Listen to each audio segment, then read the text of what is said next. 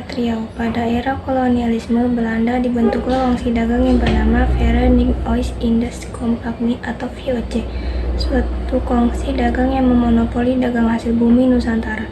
Ambisi untuk melakukan monopoli perdagangan dan menguasai berbagai daerah di Nusantara terus dilakukan oleh VOC.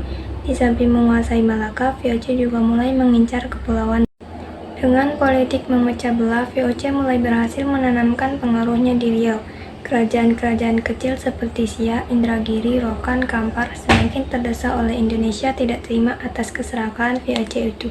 Oleh karena itu, beberapa kerajaan mulai melancarkan perlawanan, sehingga terjadilah perang di mana-mana. Salah satunya adalah Rakyat Riau. Mereka tidak terima atas monopoli yang dilakukan Belanda, sehingga mereka melaksanakan gencatan senjata yang sering disebut Rakyat Riau Angkat Senjata. Salah satu contoh perlawanan di Riau adalah perlawanan yang dilancarkan oleh Kerajaan Siak Sri Indrapura. Raja Sultan Siak Abdul Jalil Rahmat Syah tahun 1723 sampai 1744 memimpin rakyatnya untuk melawan VOC. Setelah berhasil merebut Johor, kemudian ia membuat benteng pertahanan di Pulau Bintan. Dalam suasana konfrontasi dengan VOC itu, Sultan Abdul Jalil Rahmat Syah wafat. Sebagai gantinya diangkatlah putranya yang bernama Muhammad Jalil Abdul Mujafar Syah tahun 1746 sampai 1760. Raja ini juga memiliki naluri seperti ayahandanya yang ingin selalu memerangi VOC di Malaka. Dan sebagai komando perangnya adalah Raja Indra Pahlawan.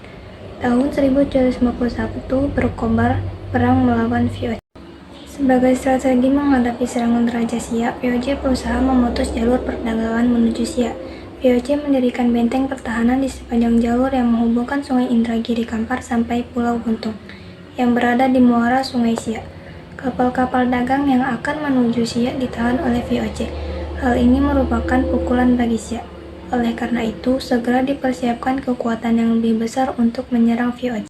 Sebagai pucuk pimpinan pasukan dipercayakan kembali kepada Raja Indra dan Panglima Besar Tengku Muhammad Ali. Dalam serangan ini diperkuat dengan kapal perang Harimau Buas yang dilengkapi dengan lancang serta perlengkapan perang secukupnya. Terjadilah pertempuran sengit di Pulau Guntung tahun 1752 sampai 1753. Ternyata benteng VOC di Pulau Guntung itu berlapis-lapis dan dilengkapi meriam-meriam besar. Dengan demikian, pasukan Siak sulit menembus benteng pertahanan itu. Namun banyak pula jatuh korban VOC, sehingga VOC harus mendatangkan bantuan kekuatan termasuk juga orang-orang Cina. Pertempuran hampir berlangsung 1 bulan, sementara VOC terus mendatangkan bantuan. Melihat situasi ini yang demikian itu, kedua panglima perang Siak menyuruhkan pasukannya untuk mundur kembali ke Siak. Sultan Siak bersama para panglima dan penasihat mengatur siasat baru, dan disepakati bahwa VOC harus dilawan dengan tipu daya. Sultan diminta pura-pura berdamai dengan cara memberikan hadiah kepada. Oleh karena itu, siasat ini dikenal dengan siasat hadiah Sultan. VOC setuju ajakan damai ini. Perundingan damai diadakan di loji Pulau Guntung. Pada saat perundingan baru dimulai, justru Sultan Siak dipaksa untuk tunduk kepada pemerintahan VOC. Sultan segera memberi kode kepada anak buah dan segera menyergap dan membunuh orang-orang Belanda di loji itu. Loji segera dibakar dan rombongan Sultan Siak kembali ke Siak dengan membawa kemenangan.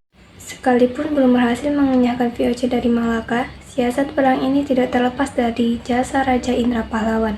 Oleh karena itu, atas dasarnya Raja Indra Pahlawan diangkat sebagai Panglima Besar Kesultanan Siak dengan gelar Panglima Perang Raja Indra Pahlawan Datuk 50. Pada akhirnya, rakyat Riau memperoleh kemenangan dari VOC.